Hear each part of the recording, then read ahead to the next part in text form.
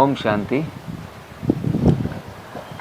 मनुष्य जीवन में सबसे ज़्यादा हमारे शरीर के अंदर अलग अलग विविध प्रकार के जो तंत्र गॉड मेड भगवान ने जो इंस्टॉलेशन किया है, उसमें मैं समझता हूँ सबसे महत्वपूर्ण है हमारा डाइजेस्टिंग सिस्टम, पाचन तंत्र। जब पाचन तंत्र हमारा सही होता है, हमारी जीवनी शक्ति बढ़ी हुई होती है, तो ज़्यादातर रोग आने की संभावनाएं कम होती है। जब हमारी जीवनी शक्ति कम होती है, डाइजेस्टिंग वीक होने लगता है, तो किसी भी प्रकार की परेशानियां हमें आती हैं। तो हम एनडीएस में हमारा डाइजेस्टिंग सिस्टम उपवास करके ठीक कर सकते हैं, हरी पत्तियों का जूस पी के ठीक कर सकते हैं। और महत्वपूर्ण चीज़ है हमारा एनीमा। जो एनीमा हम लगातार 3 महीने तो कम से कम, उनसे भी अगर ज़्यादा ज़रूरत पड़े तो ज़्यादा भी ले सकते हैं, तो इनसे हमारा पाचन तंत्र सही होता है।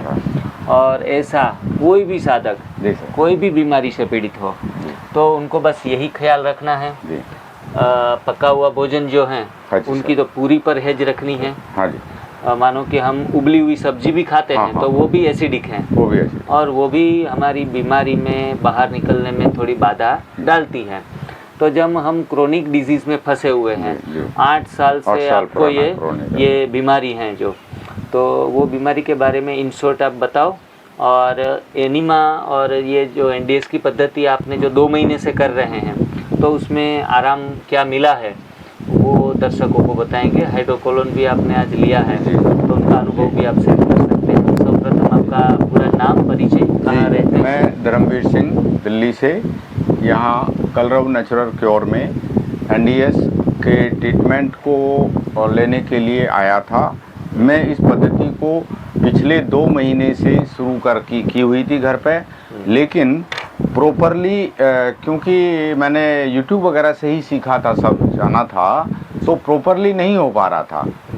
मैं कुछ कभी कभी पका हुआ या उबला हुआ ऐसा कुछ खा ले रहा था, और मेरी बीमारी 8 साल पुरानी है, बहुत गंभीर है।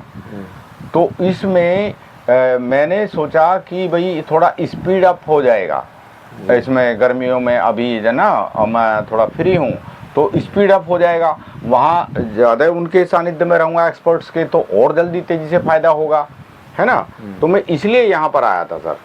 अब मुझे जो मैं 2 महीने से कर रहा हूँ एनडीएस, और यहाँ पर और बेटर गाइडेंस तो मिली, तो उससे जो है मतलब मुझे जो पिछले 6 साल लगातार दवाई खाने से, एलोपैथी, होम्योपैथी, आयुर्वेदिक, इवन कुछ 15 दिन नेचुरोपैथी भी ट्रीटमेंट लिया जी, उसके बाद भी मुझे उतना आराम नहीं दिखाई दिया। ओवरऑल मेंटल फिजिकल में जितना इस मात्र 2 महीने के एनडीएस सिस्टम को फॉलो करने से आया, ये मेरा कहना। बहुत बढ़िया। चलो, और आपको अभी मेहनत लगानी पड़ेगी कम से कम 6 महीना, साल भर के लिए, सालों के लिए कमर कसनी पड़ेगी। मुझे अब ऐसा लगता है। आपकी आयु कितनी है? अभी 58 का हो जाऊंगा। बरोबर है, अब मतलब रिटायरमेंट आयु है, अब बिल्कुल नज़दीक है। तो बस अभी आप एनडीएस के बारे में जो भी जाना है वो यूट्यूब के माध्यम से सब कुछ यूट्यूब सारे वीडियो। तो वैसे संपर्क में रहिए, अध्ययन अपना बना के रखे। अब तो यहाँ तो मेरा सेंटर बन ही गया, जब मर्जी आ जाऊंगा।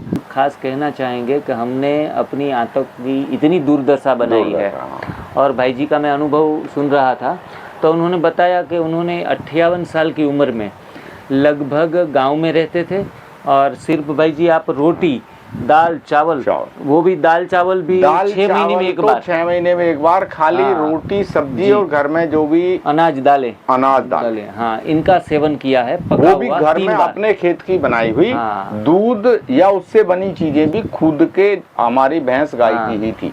तो जो लोग कहते हैं कि हम रेस्टोरेंट में खाते हैं, बाहर का खाते हैं, या फिर अनचाह फास्ट फूड, जंक फूड लेते हैं तो बीमार होते हैं, तो ज़रूरी नहीं है कि इतना सब कुछ लेते हुए बड़ी बीमारियां आ सकती है। हम अपने अनाज और ये सारी चीज़ें लेके भी बर्बाद हो सकते हैं। तो 3 बार का खाना मतलब रोगी बनना, 2 बार का खाना मतलब भोगी बनना, और 1 बार का खाना मतलब योगी बनना। तो हम योगी की श्रेणी में आएंगे, और जब तक बीमार है तब तक तो एक बार भी ऐसा चुन कर खाइए, क्योंकि अपना चुनाव जो भी करते हैं, खाने का चुनाव, वो आपको स्वास्थ्य भी देता है और खाने का चुनाव बीमारी भी देता है। बिल्कुल तो सर। खास आप अपना चुनाव सही रखें आगे के लिए। कुछ भी मोटिवेशन की ज़रूरत हो तो आप ऑडियो जी, कॉल, मैं वीडियो आपसे कॉल अवश्य संपर्क में रहें। 15 दिन में एक बार आराम से टाइम निकाल के आप बात भी कर पाएंगे। जी सर। और आपको बहुत सारी ढेर शुभकामनाएं कि अपनी हिम्मत भी बना के रखें, हौसला हिम्मत बना बनी के, रहेगी सर। और यहाँ इसी के तो काम यही के ऊपर इतने में ही इतना लगे फायदा रहें। तो हुआ। हाँ जी, हाँ जी, शुक्रिया। तो फिर मिलेंगे, तब तक के लिए धन्यवाद। Thank you.